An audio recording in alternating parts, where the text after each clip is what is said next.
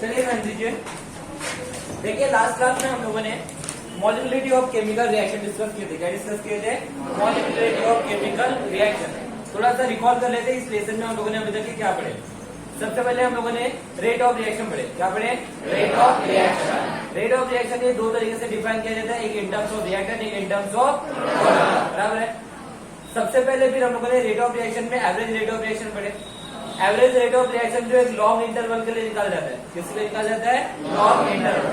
बराबर है ना। उसके बाद हम लोगों ने पढ़े instantaneous rate of reaction. Instantaneous rate of reaction जो हम लोग स्मॉल इंटरवल के लिए निकालते हैं। अरे हाँ है ना।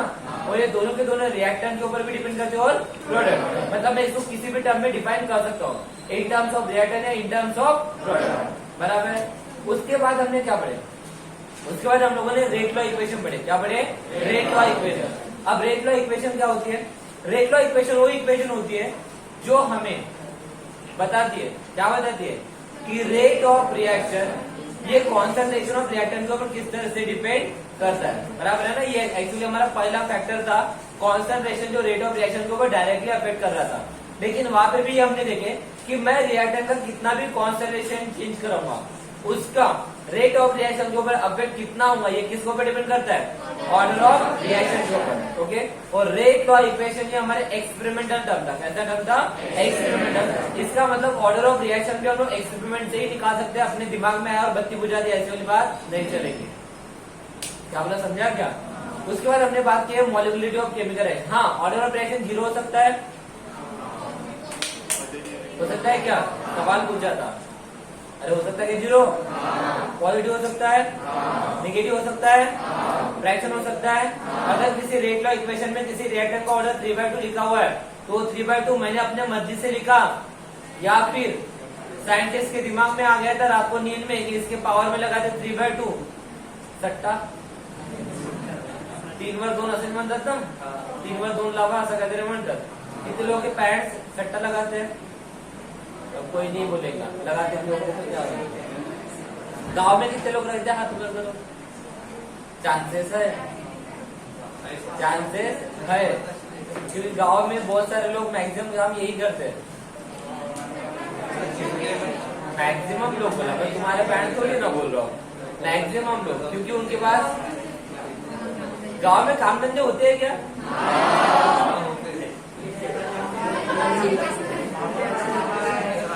नाही, वावर तर फक्त 2-3 महिने राहत असेल, मग बाकी दिवस।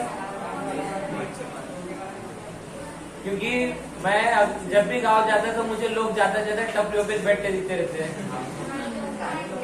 पांडेला हो टपरी, पांडेला वो जहाँ पे खर्रा नहीं खारा वीरा मिलता है। खारा मतलब होता है नमकीन पानी नहीं, खारा मतलब जहाँ पे चिवड़ा होता है, सेव होता है, चापटी चापटी कहते राहते थे, फाफड़ा फाफड़ा, वो ऐसा मिक्स किया जाता है उसको और उसको दिया जाता है, उसको चिवड़ा बोलते हैं। क्या बोलते हैं उसको?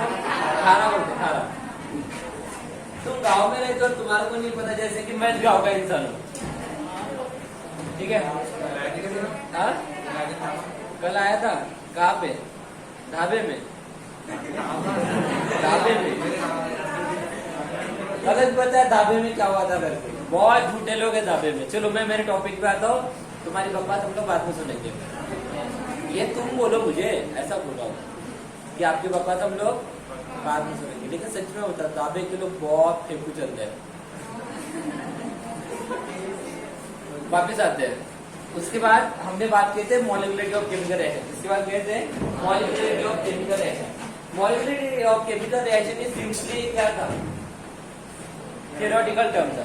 हम किसी भी बैलेंस केमिकल रिएक्शन को ऑब्जर्व करके किसी भी केमिकल रिएक्शन की मॉलिक्युलरिटी डिसाइड कर सकते हैं। बट वहां भी कंडीशन थी कि मॉलिक्युलरिटी ज्यादा ज्यादा 1, 2, 3 हो सकती, 3 से ज्यादा हो भी सकती है, लेकिन हम लोग कंसिडर नहीं करते। Is that clear? और उसके बेसिस के ऊपर हमने ये डिफाइन किया कि मॉलिक्युलरिटी सिर्फ एलिमेंट्री केमिकल रिएक्शन की निकाल जाती है, कॉम्प्लेक्स केमिकल रिएक्शन की निकाली नहीं जाती है। लेकिन अगर फिर भी कॉम्प्लेक्स केमिकल रिएक्शन की अगर मुझे मॉलिक्युलरिटी निकालनी होगी तो किसके ऊपर डिपेंड करता है? स्लो रिएक्शन बोले तो रेट डिटरमाइनिंग स्टेप, ऐसी स्टेप जो उस केमिकल रिएक्शन के रेट डिसाइड करती है।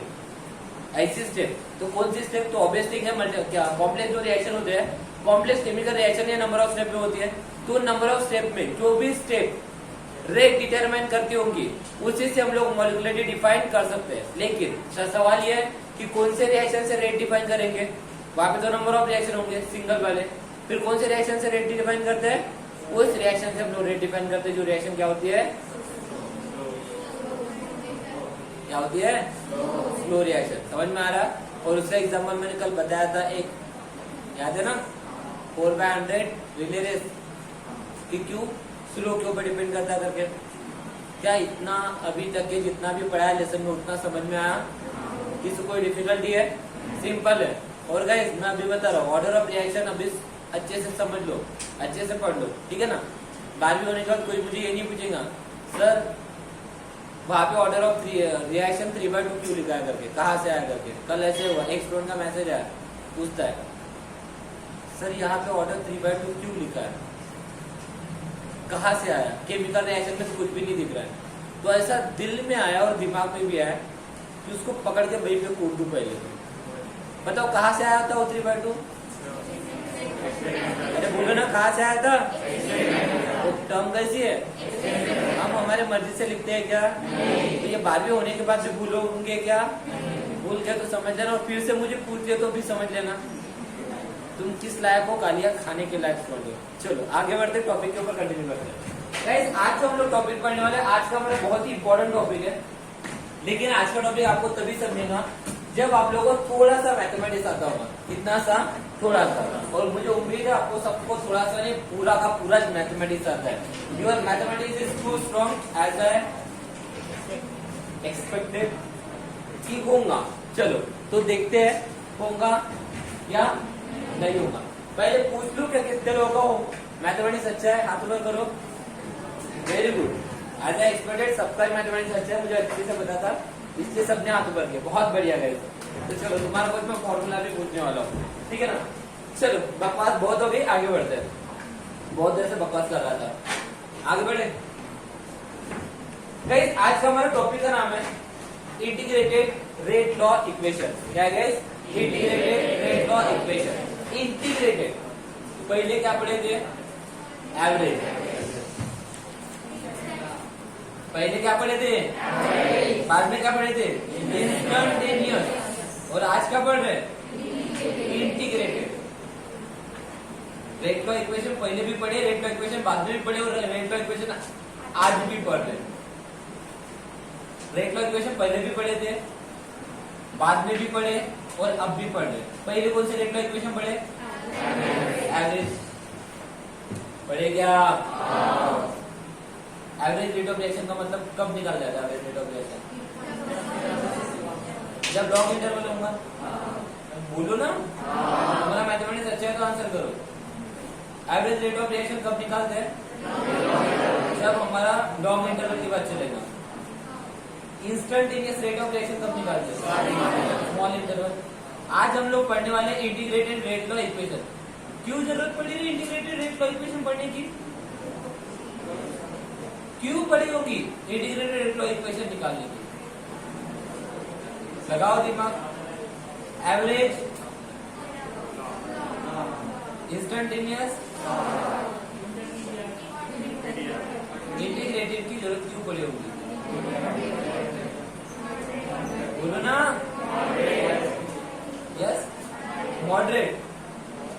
मॉडरेट, हाँ चलो तुक्के लगाओ, बोलो जिसको जो लगता है मन में वो बोलो, नो डाउट, बोलते जाओ, सिर्फ बोलते जाओ। बोलो इंटीग्रेटेड रेट लॉ इक्वेशन की जरूरत क्यों पड़ी होगी?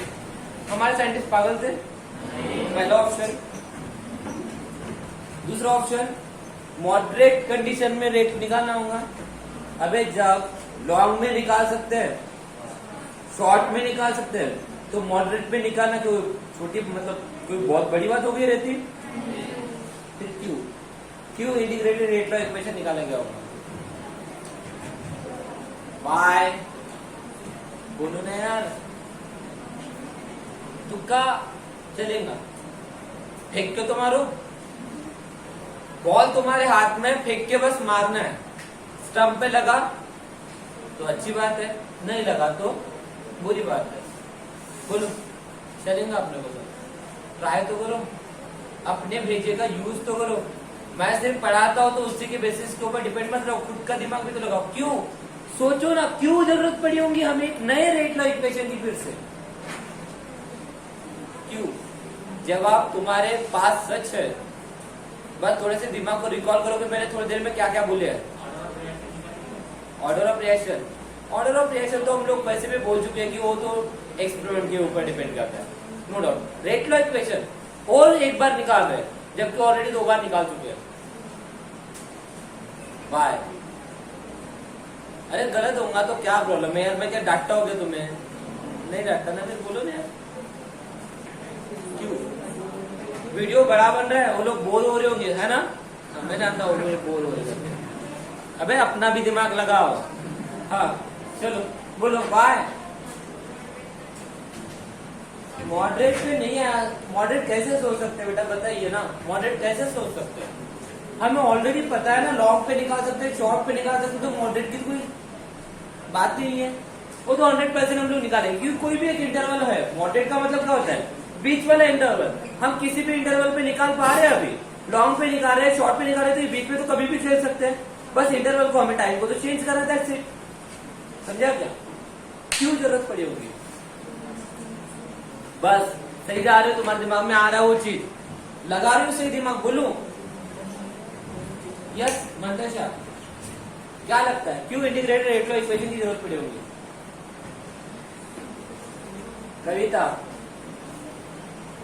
ये वीडियो वाले सुन रहे तुम्हें, तुम जवाब नहीं दे रहे हो करके। हाँ सुन रहे हो ना? हाँ बोलो पीयूष, क्या लगता है क्यों निकालने की जरूरत पड़ी होगी और एक बार रेट लॉ इक्वेशन?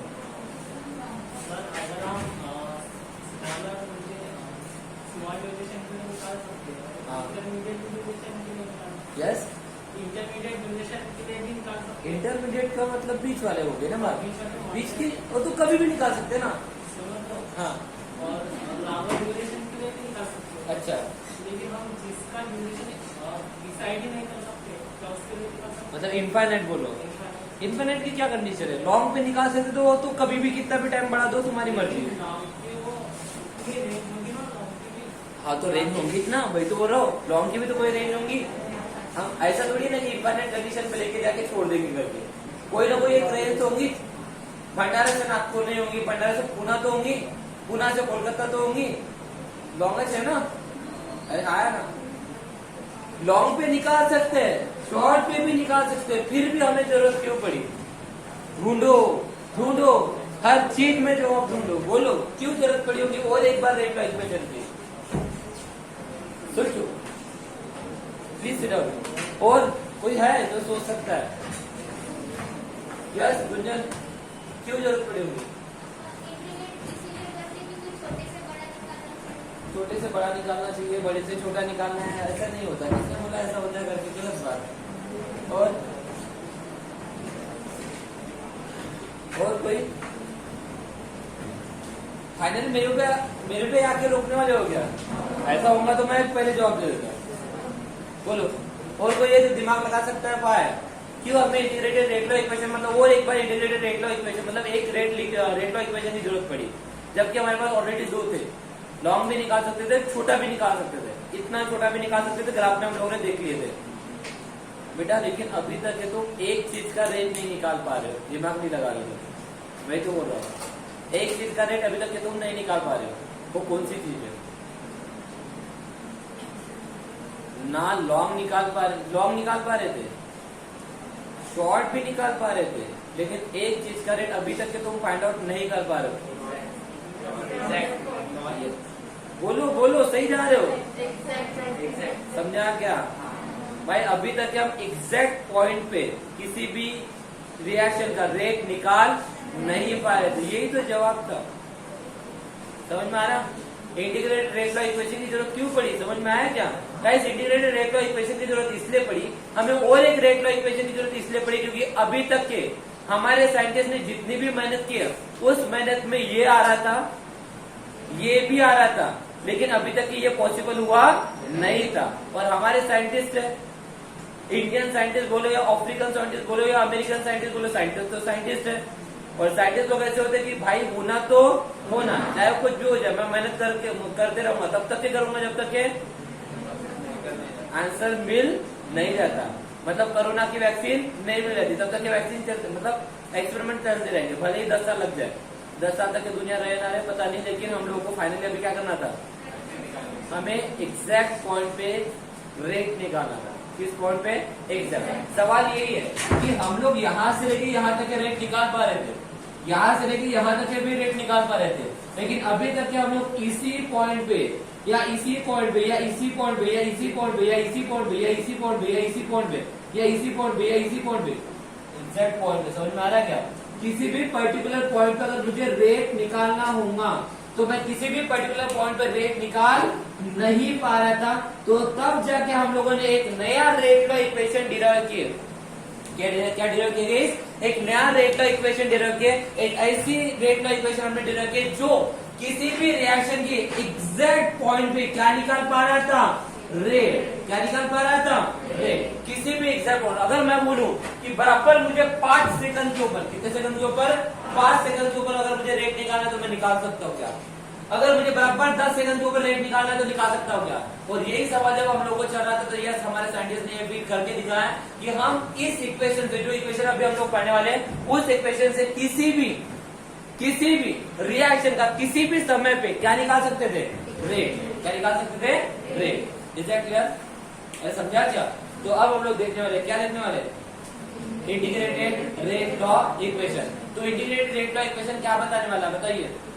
किसी भी रिएक्शन का किसी भी एग्जैक्ट टाइम पे क्या बताने वाला है? रेट बताने वाला। क्या बताने वाला है? क्लियर है सबको? अरे समझ में आया क्या? लॉन्ग पे कौन बता रहा था? एवरेज। शॉर्ट पे कौन बता रहा था? कौन बता रहा था? और एग्जैक्ट पे कौन बताएगा? कौन बताएगा? Integrated. Integrated rate law equation से तो नाम भी छुपा हुआ है, इंटीग्रेट।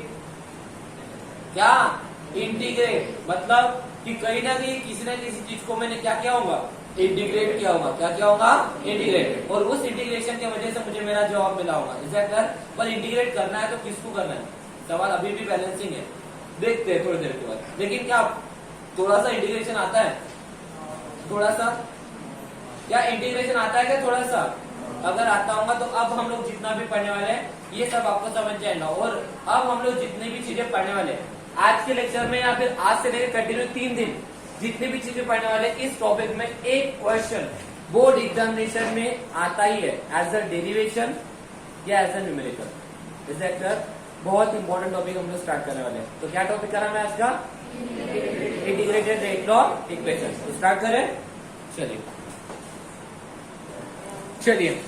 तो क्या होता है इंटीग्रेटेड रेट लॉ इक्वेशन? हम लोग देखने वाले हैं। नाम में छुपा हुआ है इक्वेशन। क्या है? इक्वेशन। उसके बाद दूसरा नाम यहाँ पे छुपा है क्या? इंटीग्रेटेड। मतलब एक ऐसी इक्वेशन जो इंटीग्रेट करने के बाद मिलती होगी। एक ऐसी इक्वेशन जो क्या करने के बाद मिलती होगी? इंटीग्रेट। तो सबसे पहले इसकी हम लोग डेफिनेशन लिख देते हैं। क्या होता है integrated rate law equation? Integrated rate law equation मतलब क्या होता है? The equation which is obtained by integrating। एक ऐसी इक्वेशन जो इंटीग्रेट करने के बाद मिलती है, मतलब समझा? The equation which is obtained by integrating। अब किसको इंटीग्रेट करो भाई? किसी न किसी को इंटीग्रेट करने वाला हो, तो किसको इंटीग्रेट करने वाला हो? The equation which is obtained by integrating differential rate law equation. Differential rate law equation.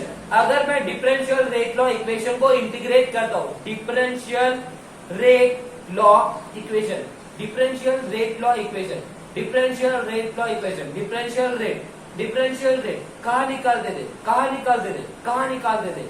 Average में, इंस्टेंटेनियस में, कहाँ निकाल दे दे? डिफरेंशियल रेट कहाँ निकाल दे दे? एवरेज में, इंस्टेंटेनियस में, कहाँ निकाल दे दे? कहाँ निकाल? मैं पूछ रहा हूँ, मेरी एक्सप्रेशन मत देखिए। कहाँ निकाल दे दे? कहाँ निकाल दे दे? एवरेज में या इंस्टेंटेनियस में? डिफरेंशियल का मतलब पता है ना?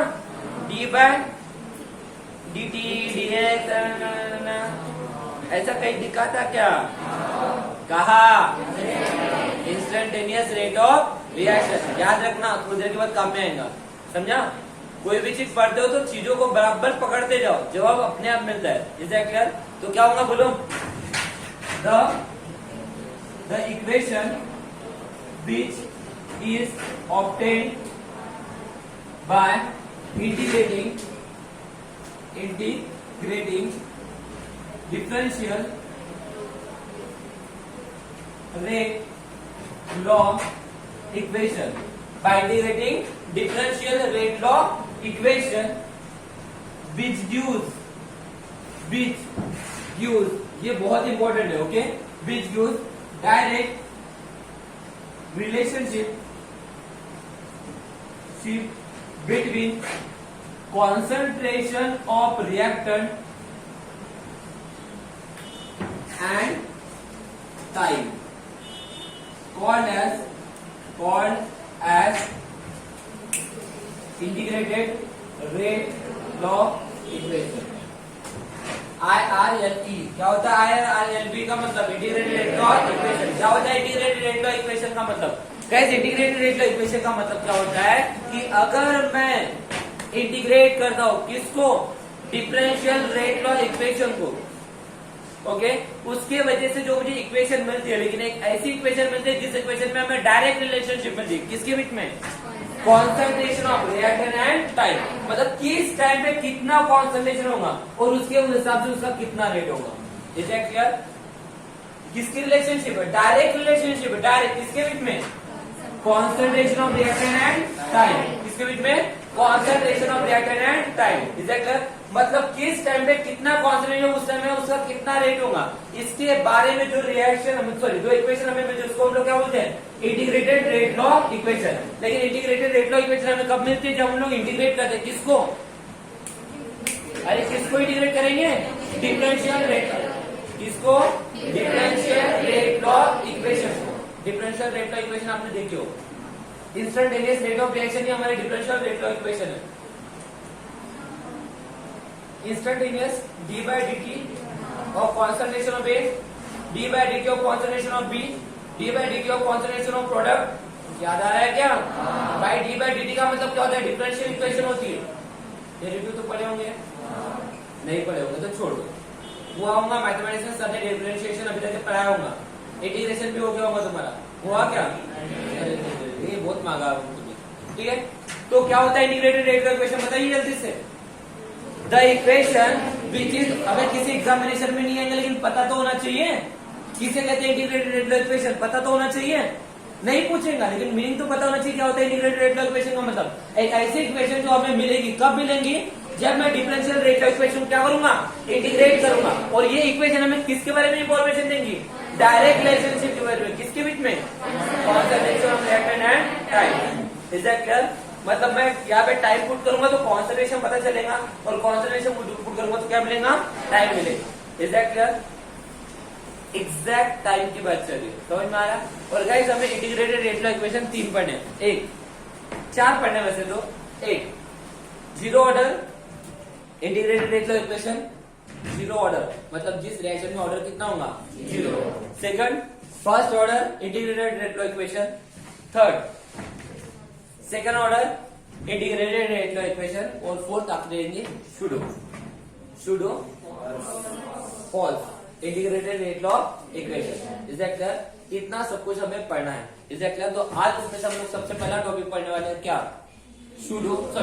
Integrated zero order reaction. Is that clear? हम जो इंटीग्रेटेड रेट लॉ इक्वेशन निकालने किसके लिए निकालने वाले हैं?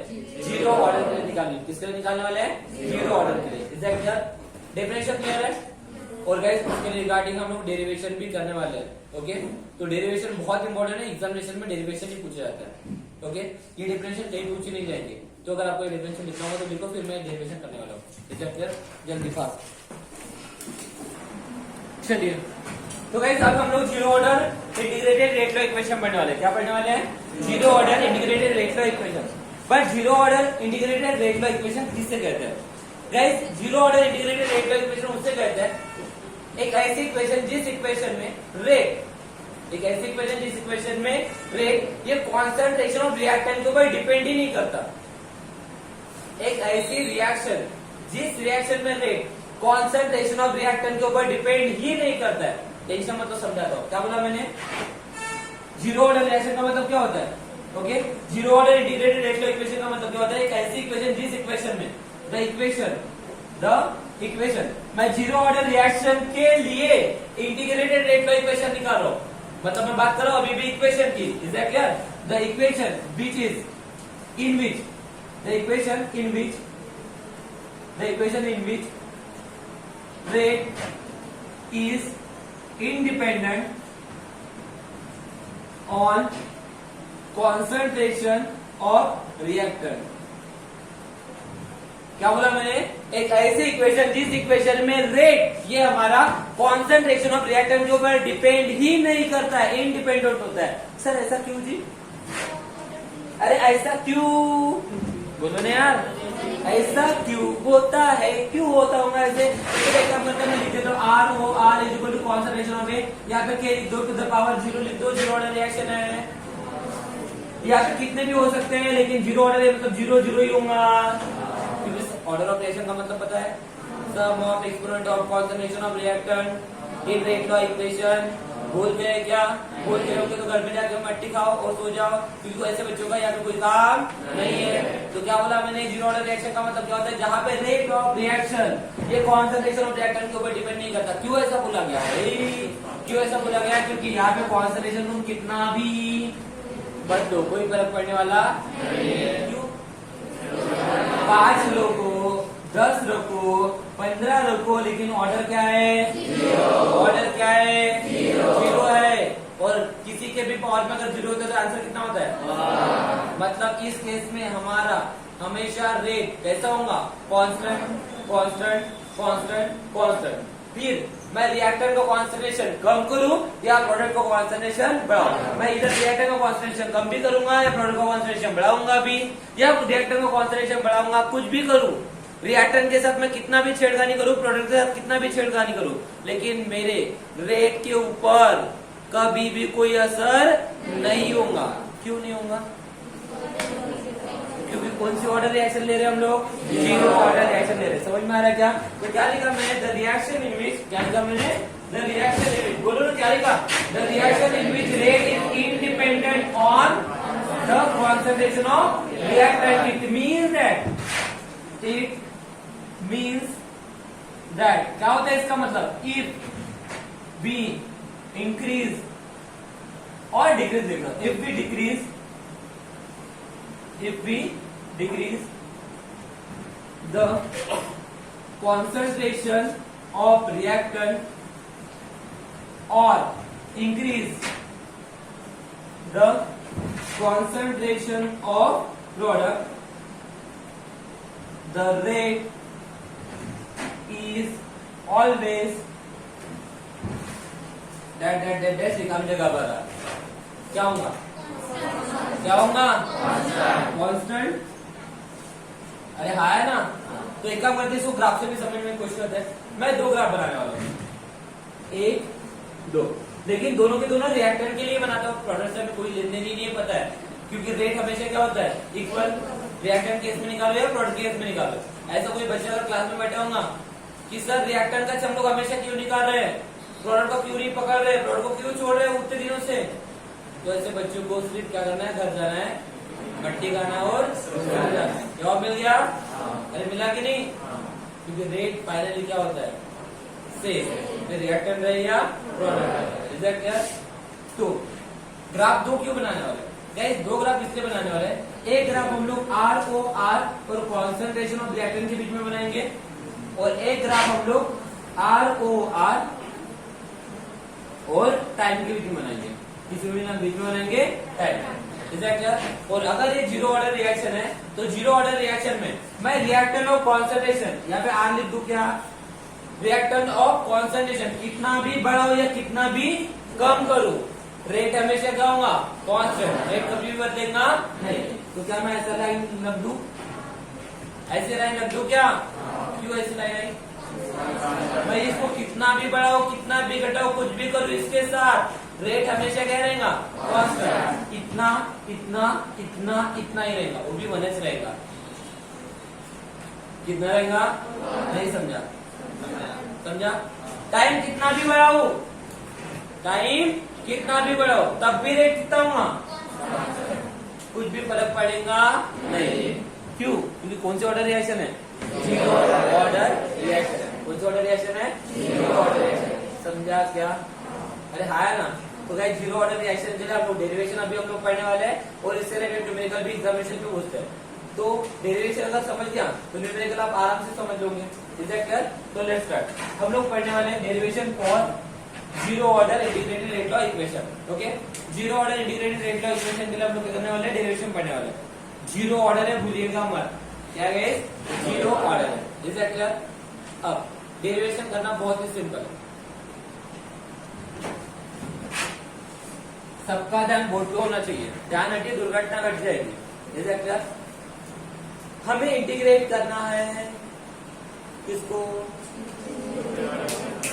इंटीग्रेट करना है किसको, डिफरेंशियल रेट लॉ इक्वेशन को। तो उसको लेना पड़ेगा, लूंगा तभी ना इंटीग्रेट करूंगा। अरे हवे नहीं मानते जिसको, है ना। तो एक काम कर लेते, रिएक्शन ले लेते for the reaction, for the reaction. एक रिएक्शन ले लेते ना, बिना रिएक्शन के हम लोग डेरिवेशन कैसे करेंगे। तो चलो एक रिएक्शन लेते, मान लिया मेरे पास रिएक्टर है ए और यहाँ से मुझे क्या मिल रहा है, प्रोडक्ट। रिएक्टर मेरे कितने भी हो सकते थे, कोई फर्क नहीं पड़ेगा, लेकिन ओवरऑल ऑर्डर कितना रहेगा, जीरो ही रहेगा। क्लियर है इतना? चलो, तो मुझे पता है इंटीग्रेट करना है रेट लॉ इक्वेशन को, तो रेट लॉ इक्वेशन ले लेता हूँ। तो देखो रेट लॉ इक्वेशन किसे कहते हैं, रेट लॉ इक्वेशन मतलब डिफरेंशियल रेट लॉ इक्वेशन किसे कहते हैं, इंस्टेंटेनियस। तो ले लूं instantaneous rate law equation, instantaneous rate law equation. क्या इंस्टेंटेनियस रेट ऑफ इक्वेशन मुझे लगता है ROR is equal to minus, चलो के लिख दो, के इंटू माइनस भी लिख दो ना, नहीं, इसमें के कैसे आएगा, इंस्टेंटेनियस में डायरेक्टली इक्वल होता है। इक्वल टू क्या आएगा, minus D by D T of concentration of A. यही होता है, क्योंकि यहाँ पे डायरेक्ट इक्वल टू की सिंबल होती है, डायरेक्टली प्रोपोर्शनल का सिंबल नहीं होता। याद आया rate law, instantaneous rate equation याद आई क्या? इसको इक्वेशन नंबर 1 दे दूं। उसके साथ साथ आप लोगों को रेट लॉ इक्वेशन भी लेना है। क्या लेना है guys? Rate law equation. Rate law equation याद है सबको? आल्सो रेट लॉ इक्वेशन, जितने भी डेरिवेशन हम लोग अभी पढ़ने वाले हैं सब में ये दोनों कॉमन रहेंगे। Is that clear? तो सेकंड रेट लॉ इक्वेशन याद है, rate of reaction is directly proportional to the concentration of reactant raise to the power exponent. याद है क्या? क्या मैं इसको लिख सकता हूँ, ROR is equal to K, समझा, directly proportional to the concentration of reactant raise to the power exponent. याद है क्या? तो कॉन्सेंट्रेशन ऑफ रिएक्टेंट ए है, लेकिन कौन सी ऑर्डर रिएक्शन है, raise to the power exponent बोला है, raise to the power exponent बोला है, raise to the power exponent बोला है। तो एक्सपोनेंट कितना होगा, ए होगा, बी होगा, सी होगा, एक्स होगा, वाई होगा, कितना होगा, जीरो। क्यों जीरो? क्यों? समझा? Because reaction is zero. तो यहाँ पे जीरो कहाँ से है, समझा क्या? यहाँ पे जीरो के लिए का समझा क्या? क्योंकि ये इंस्टेंटेनियस रेट है और ये रेट लॉ इक्वेशन है। यहाँ पे हम लोग ऑर्डर की बात करते हैं। Okay, equation number 6। तो अगर आपको आके होंगी तो दोनों इक्वेशन को अच्छे से देख लो, क्या लगता है, बोलो ना यार, दोनों इक्वेशन को अच्छे से देख लो, क्या लगता है। डेरिवेशन पढ़ा रहा हो, डेरिवेशन का मतलब ये नहीं होता कि मैं पढ़ाऊंगा और तुम रटोगे। डेरिवेशन का मतलब होता है तुम क्या समझ सकते हो, तुम क्या कर सकते हो, ये डेरिवेशन है। Is that clear? तुम्हें क्या लग रहा है आप बताओ, तुम्हें जो लगेगा वो मैं करूंगा अभी आगे, बोलो ना यार, बराबर है। दोनों इक्वेशन को देख के तो मुझे ये लग रहा है कि LHS इक्वल तो राइट हैंड साइड में क्या हो जाएगी, इक्वल। तो क्या मैं यहाँ पे लिखूं, from equation number first and second, okay, left hand side equal to right hand side equal हो जाएंगे। तो क्या मैं इसको लिख दूं, minus D by D T of concentration of A is equal to K into concentration of A to the power 0। मुझे बताओ concentration of A to the power 0 की वैल्यू कितनी होगी, कितनी होगी, इसको निकाल के फेंक दो अभी। बोलो यार। इसको निकाल के फेंक दूं क्या? इसको कोई दिक्कत है? क्या इसको भी निकाल के फेंक दूं क्या फिर? पक्का ना? चल बढ़िया, very good. Minus D by D T of concentration of A is equal to सिर्फ के बचेगा क्या? अरे हाँ है ना? पक्का? तो चलो अब मैं ऑलवेज इस माइनस को इधर शिफ्ट कर रहा हूँ, कोई दिक्कत? इधर का माइनस उधर लिखो या उधर का माइनस इधर लिखो, कोई फर्क पड़ने वाला नहीं।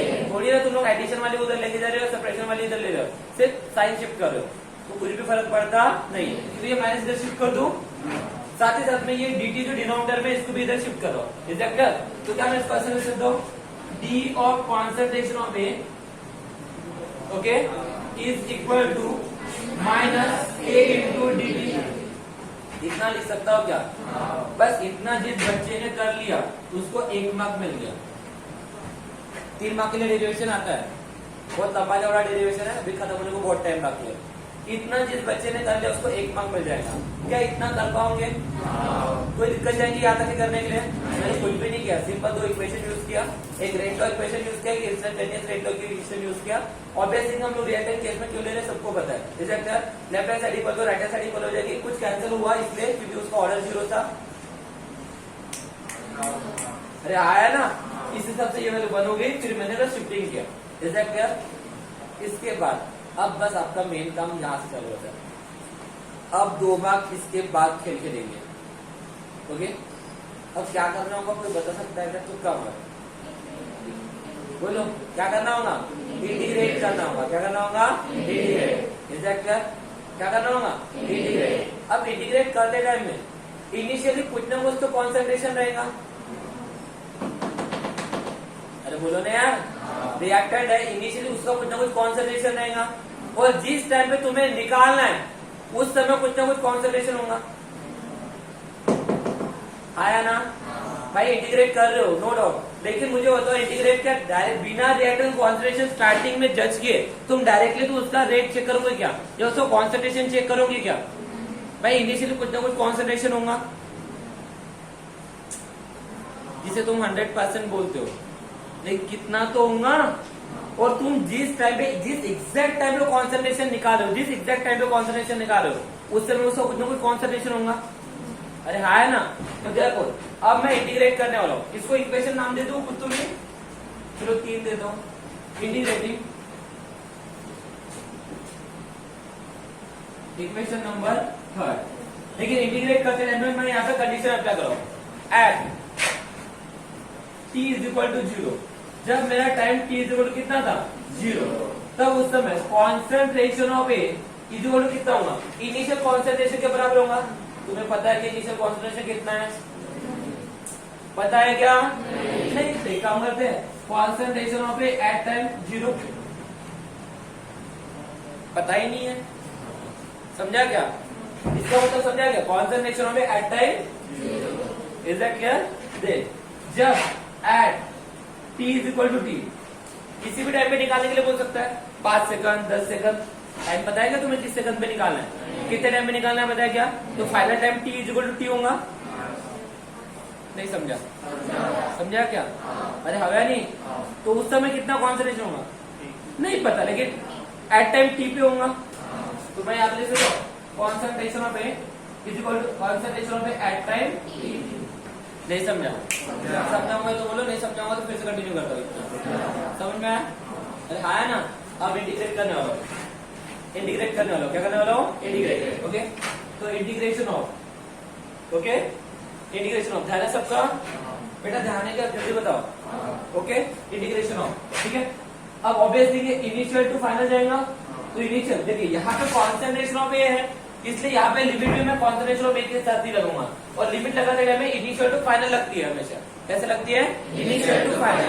मैथमेटिक्स में जब मैथमेटिक्स पढ़ोगे इंटीग्रेशन में, और मुझे लगता है आपको कहीं ना कहीं ऐसी चीजें सुने होंगे, इनिशियल टू फाइनल सुने होंगे ना।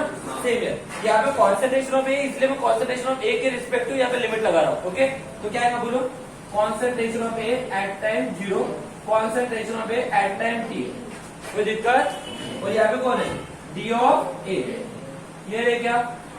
अरे हाँ है ना? दिख रहा है क्या? जल्दी देखो। अरे हाँ है ना? चलो उधर जाओ। अब गाइस एक बात याद रखना, जब भी आप इंटीग्रेट करते हो, ओके, या डिफरेंशिएट करते हो, तो कांस्टेंट टर्म हमेशा बाहर निकलती है। अगर आपको सर ने बताया होंगे ये चीज, नहीं बताया क्या मैथमेटिक्स में, नहीं पढ़े, चलो तो याद रखो, आपको जब सब सर पढ़ाएंगे तो बता देंगे। कांस्टेंट टर्म हमेशा बाहर निकाल सकते हो, कांस्टेंट टर्म हमेशा बाहर निकाल सकते हो, कोई दिक्कत नहीं। Is that clear? तो इसमें कुछ कांस्टेंट है मैं बताइए तो, माइनस कांस्टेंट है, अरे है ना, के कांस्टेंट है, तो अब इसको बाहर निकाल सकते हो। क्या इतना समझा? नहीं समझा? डिफरेंशिएशन रहे या इंटीग्रेशन है? फिलहाल तो हम लोग इंटीग्रेशन कर रहे हैं, लेकिन याद रखिएगा इसके बाद भी अगर आप डिफरेंशिएशन हुआ आपका पढ़ा के, वो भी नहीं हुआ क्या? हुआ तो सर ने पढ़ाया तो होंगे कि अगर कोई कांस्टेंट वैल्यू होगी उसको बाहर लिख सकते हो क्या? अगर मुझे लिखा है 5x, इसका डिफरेंशिएशन करना है, अरे बोलो ना यार, 5x अगर इसका डिफरेंशिएशन करना है तो आप इस 5 को पहले बाहर निकालते हो। अरे भाई ऐसे लिखते हो ना, 5d/dx ऑफ x, इससे हो गया, इसको तुमने बाहर निकाले, नहीं समझा? सेम इंटीग्रेशन में करने वाले हो आप, जब आपको इंटीग्रेशन पढ़ने को मिलेगा सर, जब आपको इंटीग्रेशन पढ़ाएंगे ना तब आपको बता देंगे। Is that clear? मुझे आता है, लेकिन मैंने अभी आपको बता दिया, तो आप उस समय बताना सर को कि सर त्या कॉन्स्टेंट व्हॅल्यूला हमेशा का काढायचा, कसा काढायचा, किसको? सिर्फ कांस्टेंट को, नहीं तो पता चलता सब कुछ बाहर निकाल रहे हो, पता नहीं किसका इंटीग्रेट करोगे। ओके, तो निकाल दूं मैं यहाँ पे माइनस के को बाहर, तो निकला माइनस के बाहर, इंटीग्रेशन हो। लेकिन यहाँ पे इंटीग्रेशन किसके रिस्पेक्ट में लगा रहे हो? देखो यहाँ पे टाइम के रिस्पेक्ट में लगा रहे हो, तो टाइम इनिशियल कितना है? 0, फाइनल कितना है? और यहाँ पे कौन है? ठीक है, इतना समझा के जल्दी बोलो। यहाँ तो कोई दिक्कत, इस स्टेप में कोई दिक्कत, पक्का समझा सबको? आगे बढ़ सकता हूँ बिना मैथमेटिक्स। अगर आपको इंटीग्रेशन नहीं भी आता ना, जो मैं बता रहा हूँ उसको भी समझ लिए तो कोई दिक्कत नहीं रहेगी। इतना समझा के मैंने क्या किया, मैं इधर 0 और इधर कॉन्सेंट्रेशन क्यों लिखा, ये भी समझा के मुझे बताइए। ये समझना जरूरी होता है, नहीं तो पता चलता इधर का इधर लिख दिया और इधर का इधर, और पूरा कर दिए।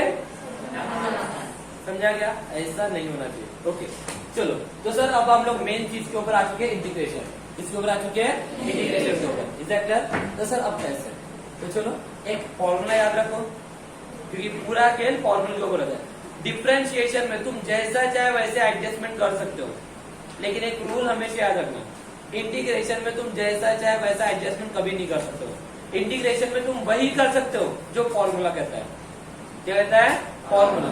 अगर फॉर्मूला है तो उसका इंटीग्रेशन होगा, और अगर फॉर्मूला नहीं है तो उसका इंटीग्रेशन नहीं होगा। जैसे डेरिवेशन में, डेरिवेशन डेरिवेटिव में क्या होता है, अगर उसका कोई फॉर्मूला नहीं है डेरिवेटिव का, तभी तुम उसका डेरिवेशन कर सकते हो, डेरिवेटिव कर सकते हो कुछ भी करके।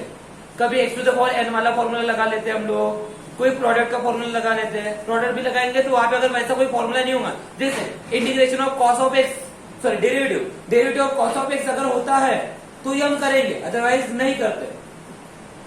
ऐसा है क्या भाई? करते हैं हम, कैसे भी करेंगे। वैसे derivative of cos of x होता है, मैं सिर्फ समझाने के लिए बता रहा हूँ। क्या होता है derivative of cos of X? Very good. क्या होता है? Minus sine of X. लेकिन सोचो, अगर derivative of cos of X अगर नहीं होता तो क्या आप उसका डेरिवेटिव नहीं कर सकते क्या? तब भी कर सकते हो। तुम क्या करते हो? एडजस्टमेंट, कुछ भी करके उसको एडजस्ट करते हो, ऐसा करोगे वैसा करोगे, फिर भी उसका क्या करोगे? डेरिवेटिव करोगे। समझा क्या? लेकिन इंटीग्रेशन में वैसा नहीं होता। इंटीग्रेशन का कहना क्या है? इंटीग्रेशन कहता है अगर फॉर्मूला है तो ही इंटीग्रेशन होगा, और अगर फॉर्मूला नहीं है तो फिर इंटीग्रेशन नहीं होगा। Is that clear? मतलब तुम्हें कुछ भी करके वैसे फॉर्मूले में लाना पड़ेगा।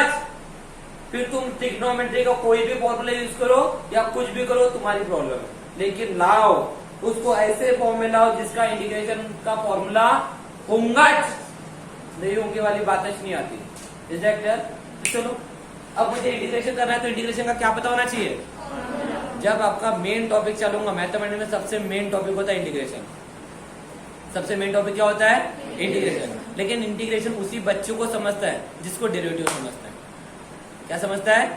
क्योंकि डेरिवेटिव और इंटीग्रेशन दोनों एक दूसरे के अपोजिट होते हैं। दोनों एक दूसरे क्या होते हैं? अपोजिट। डेरिवेटिव का प्रोडक्ट, डेरिवेटिव का प्रोडक्ट इंटीग्रेशन का रिएक्टेंट होता है। अभी केमिस्ट्री के लैंग्वेज में प्रोडक्ट रिएक्टेंट। अरे left hand side right hand side, अगर मैं डेरिवेटिव अगर मान लीजिए D D x of X अगर करता हूं, अगर ये 1 होता है, D D x of X अगर 1 होता है, क्या बोला समझा, होता है कि नहीं होता, अबे होता है कि नहीं होता, D D x of X अगर क्या होता है 1 होता है, तो सिर्फ डेरिवेटिव को इक्वल टू उधर शिफ्ट करोगे तो इंटीग्रेशन बन जाएगा, क्या बन जाएगा, इंटीग्रेशन। तो इंटीग्रेशन ऑफ 1, अब भाई इंटीग्रेशन करो तो किसी न किसी के रिस्पेक्ट में करूंगा, एक डीएस के रिस्पेक्ट में करूंगा, डी के, भाई किसी न किसी के रिस्पेक्ट में डेरिवेटिव करते हो, किसी के ना किसी के रिस्पेक्ट में डेरिवेटिव करते हो, D by D X, D by D T, D by D P करते हो ना, D by D X, D by D Z कभी किए कि नहीं किए, किसी के भी रिस्पेक्ट में तुम डेरिवेटिव कर सकते हो। तो भाई इंटीग्रेशन करना होगा तो किसी न किसी के रिस्पेक्ट में करना होगा, अरे हाँ है ना। तो भाई D D x of x कितना होता है, कितना होता है, D D x of x कितना होता है। तो गाइस हमेशा याद रखिए डेरिवेटिव का उल्टा इंटीग्रेशन होता है, मतलब अगर ये डिफरेंशिएशन आपको अगर इक्वल टू उधर भेजोगे तो ये क्या बन जाएगा, अरे क्या बन जाएगा, समझा क्या। तो इधर का प्रोडक्ट इधर का रिएक्शन होता है, इधर का रिएक्शन इधर का प्रोडक्ट, मतलब इसका क्वेश्चन डेरिवेटिव का क्वेश्चन उसका आंसर होता है और उसका आंसर इसका क्वेश्चन होता है, उल्टा पलटा, समझा क्या। तो अब इधर का डिफरेंशिएशन उधर लेके गया तो क्या बना, इंटीग्रेशन, लेकिन इंटीग्रेशन करूंगा किसी न किसी के रिस्पेक्ट में करूंगा, तो यहाँ पे एक्स है तो यहाँ पे क्या लूंगा, dx, समझा क्या। तो बताओ अब ये 1 कोई काम का नहीं है, वैसे इंटीग्रेशन ऑफ 1 हुआ है, लेकिन हम लोग कांस्टेंट हम हमेशा बाहर निकालते हैं, तो इंटीग्रेशन ऑफ ds कितना होता है, बोलो नहीं यार, इंटीग्रेशन ऑफ ds कितना होता है, नहीं समझा फॉर्मूला, फॉर्मूला समझा क्या, फॉर्मूला समझा क्या, इंटीग्रेशन ऑफ ds क्या होता है, x, इज दैट क्लियर। कहां से है, डिफरेंशिएशन आना चाहिए उसके लिए, आता है कि नहीं आता, सिंपल है, मैंने अभी बताया डिफरेंशिएशन आपको आएगा तो इंटीग्रेशन आएगा, लिटरली बता रहा हूँ। मैथमेटिक्स का खेल है, जिस बंदे को डिफरेंशिएशन है आता उस बच्चों को इंटीग्रेशन आता, जिस बच्चों को डिफरेंशिएशन नहीं आता वो समझ लेना पूरा मैथ से बन गया, उसके हाथ से पूरा मैथ से बन गया, पूरे लेसन डिपेंडेंट है।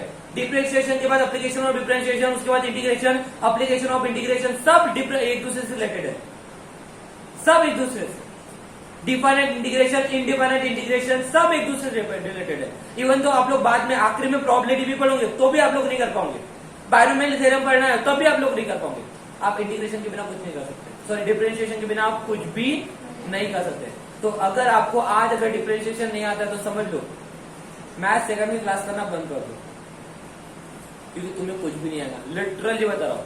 और मैंने पहले बताया डिफरेंशिएशन को इक्वल टू शिफ्ट करो, क्या बनेगा, इंटीग्रेशन। तो अगर D D x of X अगर 1 होता है तो इंटीग्रेशन ऑफ 1 ds कितना होता है, x होता है, समझा क्या। पर अगर ये इनडिफाइनाइट है, अगर ये इनडिफाइनाइट है तो यहाँ पे प्लस सी लिखा जाता है, यहाँ पे क्या लिखा जाता है, प्लस सी। तो फॉर्मूला लिख दो अभी मैं यहाँ पे, तो इंटीग्रेशन ऑफ 1 dx इक्वल क्या होता है, x plus C, is that clear. ये सी क्यों लगाया, क्योंकि ये इनडिफाइनेट इंटीग्रेशन है, इनडिफाइनेट मतलब मुझे यहाँ से कहां से लेके कहां तक के लेके जाना ये पता नहीं है, मैं इंटीग्रेट कहां से लेके कहां तक इंटीग्रेट कर रहा हूं इसके बारे में मुझे कोई भी इंफॉर्मेशन नहीं है। इसी वजह से जो भी आंसर आएगा उसमें कोई एक कांस्टेंट वैल्यू हमेशा ऐड होगी, कांस्टेंट वैल्यू हमेशा क्या होंगी, ऐड, क्योंकि उसका फाइनल आंसर हमें पता नहीं है। जितना भी आएगा उसमें कोई ना कोई कांस्टेंट वैल्यू ऐड होगी, तब जाके मेरा फाइनल आंसर बनेगा, समझा क्या।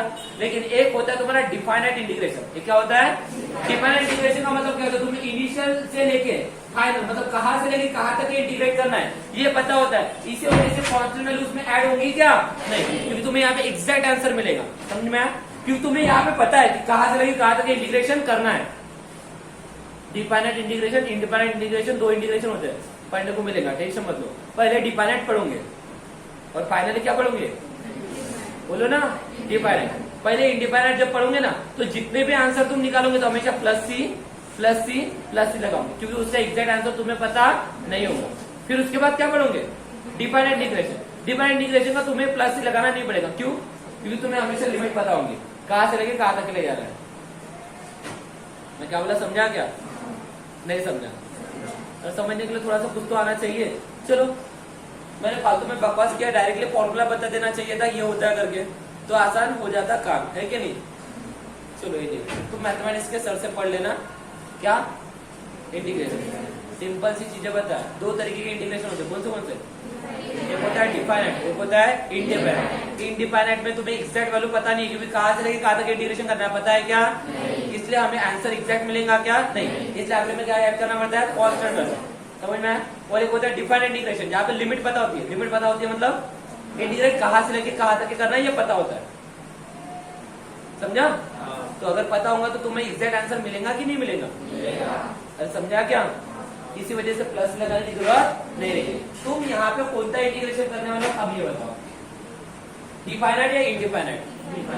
बोलो जल्दी से, डिफाइनाइट या इंडिफाइनाइट? समझा क्या?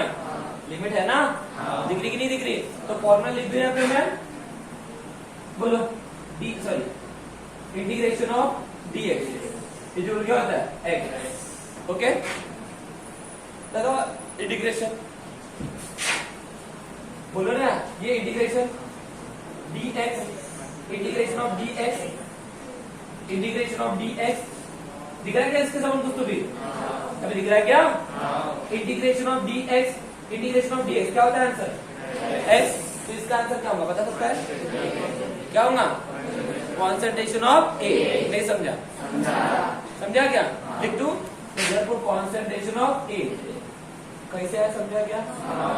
हाँ है ना, पर लिमिट भी तो है। अरे हाँ है ना, तो क्या इनिशियल लिमिट क्या है? A ऑफ 0, फाइनल लिमिट क्या है? A of E। समझा इतना? इज इक्वल टू माइनस के इंटीग्रेशन ऑफ dt कितना होगा? इंटीग्रेशन ऑफ dt कितना होगा? कितना होगा? कितना होगा? उन्हें 1 वाला, इसमें तो भी 1 बोला। आताच फॉर्मूला सांगितलो, इंटीग्रेशन ऑफ dt कितना होता है? बोलो t। यहाँ पे 1 का कोई खेलच नहीं है, यहाँ पे सिर्फ बढ़ता है, घटता नहीं है। समझ में आ रहा है? 1 आंसर एक बार आएगा, कब आएगा बताऊंगा बाद में। फिलहाल इधर कॉन्सेंट्रेट करो, इंटीग्रेशन कर लूं dt का कितना होगा? t। चेक कर, तो यहाँ पे आएगा t, लेकिन फिर से लिमिट 0 टू t। कितना समझा क्या? कितने लोगों को इंटीग्रेशन समझा? हाथ ऊपर करो। इंटीग्रेशन कैसे किया समझा क्या? पक्का सबको समझा है? कंफर्म? कोई है जिसको नहीं समझा? एक छोटा सा फॉर्मूला यूज किया और कुछ भी नहीं, लेकिन वो फॉर्मूला कहाँ से है ये भी बताया। डिफरेंशिएशन से ही वो फॉर्मूला आता है। इंटीग्रेशन और डिफरेंशिएशन दोनों एक दूसरे से अपोजिट। इधर का क्वेश्चन, इधर का आंसर, इधर का आंसर, इधर का क्वेश्चन, ये होता है। समझा क्या? तो integration derivative of sec X क्या होता है? डेरिवेटिव ऑफ सेक एक्स क्या होता है? अबे आता झोटपी लवकर सांगा, डेरिवेटिव ऑफ सेक एक्स क्या होता है? कॉस एक्स होता है। Are you nonsense guys? Derivative of sec X क्या होता है? Unbelievable. Derivative of sec X क्या होता है? यस यस,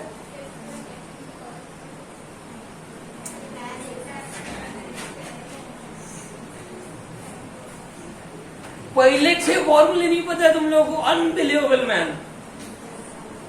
क्या होता है? Sex square is into tan x। वाह वाह वाह, बहुत बढ़िया, अनबिलीवेबल। अब मैं तारीफ अपने मुंह से कितना करूं?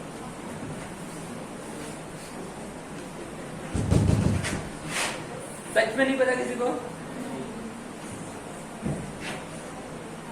तुम ये फोकस कर लो, पास हो गए ना तो समझ लेना तुम्हारी किस्मत थी, नहीं तो तुम पास होने के ब्रैकेट फिलअप कर लेना। ठीक है? ये कैसे है इतना तो भी समझा? डेरिवेटिव ऑफ tan x तो भी आता है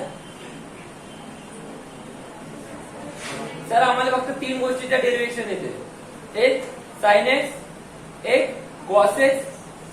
येत असतं ना, आता एक सांगितलं होतं डेरिवेटिव ऑफ x कितना होता है? ये 3 फॉर्मूले एटलीस्ट माहित होते। इतना समझा क्या? अब लिमिट कैसे लगाना पड़ता है? ये लिमिट अप्लाई करना है। जब भी आप लिमिट अप्लाई करते हो तो लिमिट अप्लाई करने का रूल अपर माइनस लोअर। लिमिट कैसे लगाना पड़ता है? अपर माइनस लोअर। जब भी आप लिमिट लगाओगे कैसे लगाओगे? अपर माइनस लोअर। तो लगा लो लिमिट अभी यहाँ पे अपर माइनस लोअर, तो ए कॉन्सेंट्रेशन ऑफ ए, चलो यहाँ पे एक ब्रैकेट लगाना भूल गया था मैं, ओके। तो पहले अपर लगाऊंगा बाद में लोअर लगाऊंगा, इज दैट क्लियर? तो वो लोग क्या बजाएंगे, कॉन्सेंट्रेशन ऑफ ए की जगह क्या लिखूंगा, concentration of A at T, concentration of A at time T, okay, minus क्या है बोलो, concentration of A at time 0, is that clear? अभी इतना समझा क्या? लिमिट कैसे लगाना पड़ता है, अपर माइनस लोअर, कैसे लगाना पड़ता है, बोलो ना यार, समझा ये कैसे आया? तो भाई इसको रिप्लेस करते जाना है, इसको रिप्लेस करते जाना, अपर माइनस, इसी की तो वैल्यू है ये, चलो इधर क्या लेना बोलो, माइनस के अपर माइनस लोअर, पहले टाइम कितना है टी, बाद में टाइम कितना है T minus 0 T, T minus 0 तो लिख दो यहाँ पे टी, समझा क्या? अरे हवा नहीं, यहाँ तक कोई दिक्कत है? चलो अब डिपेंड करता है कि तुम्हें यहाँ से काय की वैल्यू निकालना है, यहाँ से काय की वैल्यू निकालना है, क्या तुम्हें concentration of at time T निकालना है या कॉन्सेंट्रेशन, सॉरी आपको टाइम निकालना है, इज दैट क्लियर? मैंने आपको पहले ही बताया इंटीग्रेटेड रेट ऑफ इक्वेशन किसके बीच में रिलेशनशिप बताता है, कॉन्सेंट्रेशन और टाइम के बीच में रिलेशनशिप बताता है। क्या दिख रहा है क्या यहाँ पे, दो ही लोग, दो के अलावा तीसरा कोई चीज नहीं है, एक है कॉन्सेंट्रेशन और दूसरा है टाइम, ये तो रेट कांस्टेंट है, वो तो रहेगा, समझ में आ रहा है क्या? अरे हाँ ना, अब इसको किसी भी फॉर्म में कन्वर्ट कर दूं, मैं यहाँ पे concentration of A at time T निकाल लूं, तो चलो concentration of A at time T is equal to, इसको उधर शिफ्ट कर लेता हूँ, तो क्या लेना बोलो, ये उधर लेना, क्या लेना प्लस, तो concentration of A at time 0 minus K T, समझ में आया क्या? This is the integrated zero order reaction, ये क्या है हमारी इंटीग्रेटेड जीरो ऑर्डर रिएक्शन, जो हमें रिलेशनशिप बता रही है किसके बीच में, कॉन्सेंट्रेशन एंड टाइम, डिफरेंशियल यही बोल रही है, चलो इंटीग्रेटेड रेट लॉ इक्वेशन, इसके पहले लिख के दिया था ना, इंटीग्रेटेड रेट लॉ इक्वेशन में क्या बोला था, एक ऐसी इक्वेशन जो हमें डिफरेंशियल रेट लॉ इक्वेशन को इंटीग्रेट करने के बाद मिलती है, जो हमें डायरेक्ट रिलेशनशिप बताती है किसके बीच में, concentration of reactant and time के बीच में है ये रिएक्शन। इस रिएक्शन में आप देख सकते हो कॉन्सेंट्रेशन है और सिर्फ टाइम है, इज दैट क्लियर? तो आप यहाँ से कुछ भी निकाल सकते हो, टाइम भी निकाल सकते हो और कॉन्सेंट्रेशन भी निकाल सकते हो, समझा क्या? कि किस टाइम पे उसका कितना कॉन्सेंट्रेशन रहेगा या कितना इतना कॉन्सेंट्रेशन है, तो ये इतना कॉन्सेंट्रेशन कौन से टाइम पे रहेगा, is that clear? This is what the equation, समझा क्या? अब यहां से आगे में और एक छोटा सा डेरिवेशन है, डिपेंड करता है तुम्हें पेपर में क्या पूछा गया। अगर तुम्हें पूछा गया पेपर में, अगर तुम्हें पेपर में पूछा गया डिराइव और yes derive the relationship between, या फिर आपको बोलेगा state and explain the zero order integrated rate law equation, अगर ये बोलता है तो तुम यहां तक निकालोगे, कहां तक निकालोगे, यहां तक है।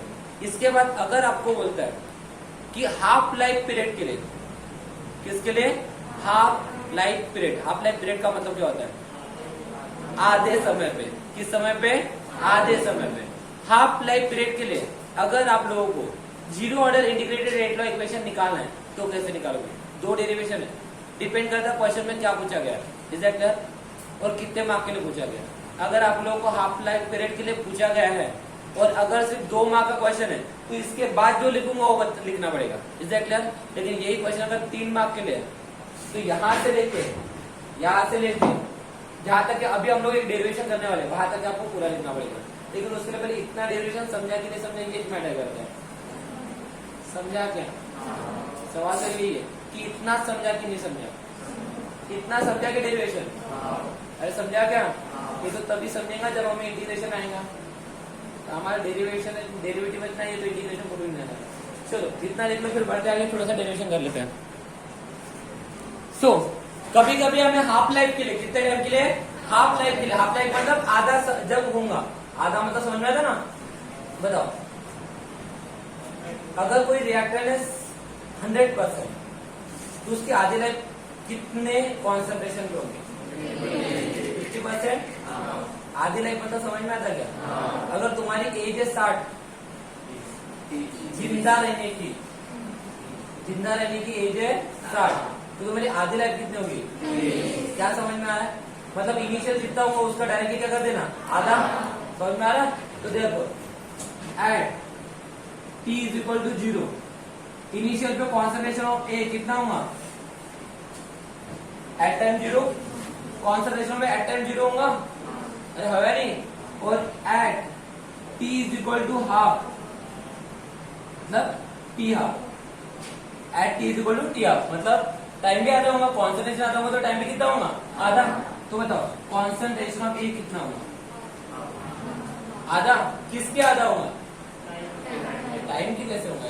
कॉन्सेंट्रेशन लिख रहे हो तो टाइम के रेस्पेक्ट कैसे लिखोगे? जब तुम्हारा टाइम आधा होगा तो कॉन्सेंट्रेशन ऑफ ए कितना होगा? आधा। तो आधा किसके आधा? कॉन्सेंट्रेशन ऑफ ए के। लेकिन कौन से टाइम पे होगा वो? इनिशियल।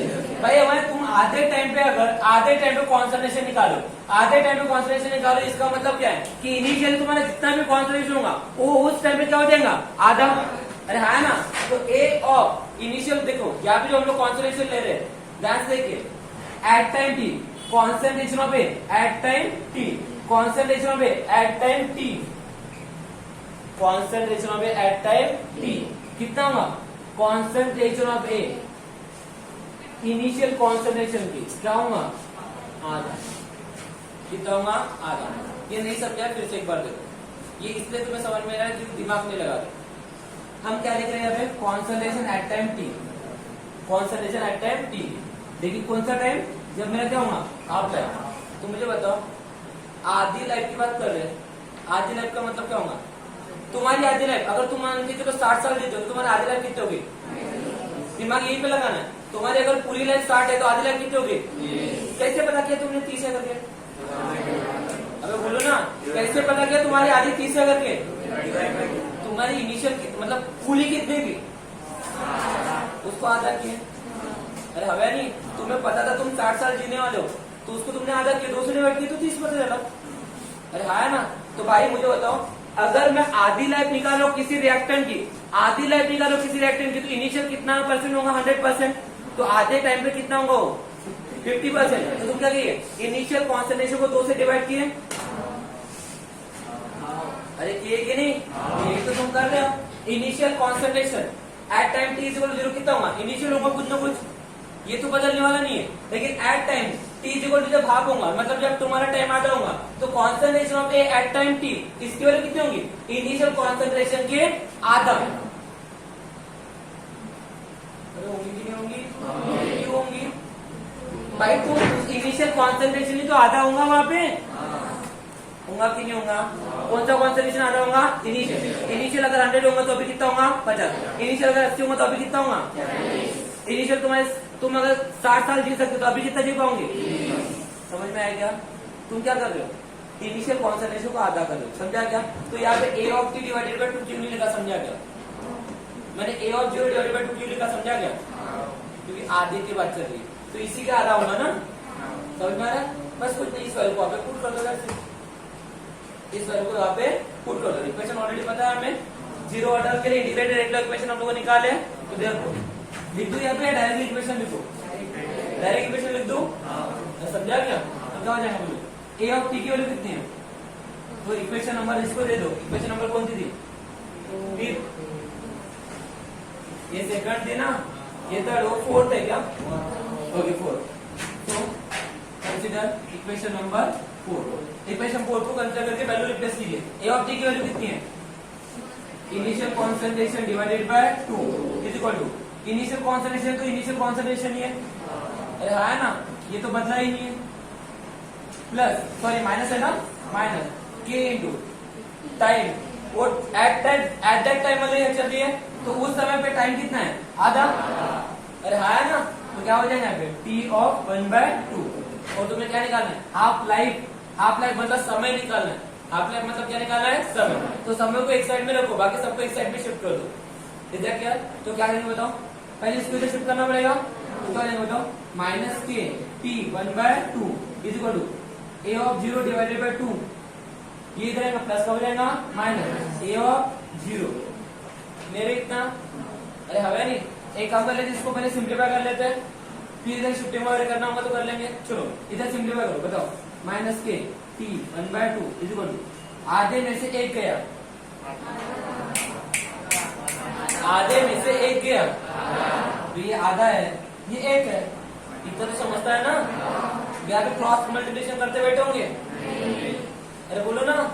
तो आधे में से आधा गया, कितना बचा? आधा मतलब ये बचा, लेकिन बड़े वालों का साइन कितना है? Minus A of 0 divided by 2, minus minus get. तो हाफ लाइफ पीरियड निकालनी थी, होगा नहीं, निकाल लेना। Therefore t 1/2 is equal to, देखिए ये के को इधर लेके जा रहा हूँ, क्या हो जाएगा? Concentration of at time 0 divided by twice K, ये हो जाएगी half life period for 0 order reaction. समझ में आ रहा है क्या? निकालना आसान था, और ये तो तभी पॉसिबल है जब इक्वेशन याद होंगी। अगर 1 मार्क के लिए तो इतना सा डेरिवेशन लिख रहा है, 3 मार्क के लिए तो ये पूरा लिखना है। क्लियर? डिपेंड करता है तुम्हें कितना पूछा गया। ओके, और हाफ लाइफ पीरियड कभी आप लोगों को 1 मार्क के लिए पूछा जा सकता है, तो कभी 3 मार्क के लिए भी पूछा जा सकता है। पूछेगा तो सीधा याद तक ही पूछेगा, यहाँ तक ही नहीं पूछेगा। Is that clear? पूछेगा तो सीधा याद तक पूछेगा, और करना यहाँ तक क्या आसान है। समझा क्या? बहुत आसान है, लेकिन ये तभी आसान है जब आप लोगों को सब चीजें समझती है। ये कन्वर्शन समझना जरूरी था कि कैसे किया गया। समझा इतना? अरे समझा क्या? ये चीज समझी क्या? At time T is equal to half, मतलब हाफ लाइफ, जो हमारा कॉन्सेंट्रेशन होगा उस समय पे कितना होगा? इनिशियल कॉन्सेंट्रेशन के आधे। Is that clear? In value को बस पुट करो, सिंपलीफाई करो एंड गेट द आंसर। अब इसके ऊपर न्यूमेरिकल भी पूछ सकते हैं। सर जब यहाँ पे न्यूमेरिकल पूछेंगे तो हम सॉल्व कैसे करेंगे? तो तुम्हें ये दोनों फॉर्मूले याद भी होना, 0 ऑर्डर के लिए। समझ में आ रहा है? अब उसके लिए तुम इतना बड़ा डेरिवेशन तो करने से है, तो तुम्हें क्या करना पड़ेगा? ये डेरिवेशन इक्वेशन भी क्या करना पड़ेगा? याद। Is that clear? याद हो जाएंगे जब न्यूमेरिकल सॉल्व करेंगे, मैं करा दूंगा, पर फिलहाल डेरिवेशन याद हो। Is that clear?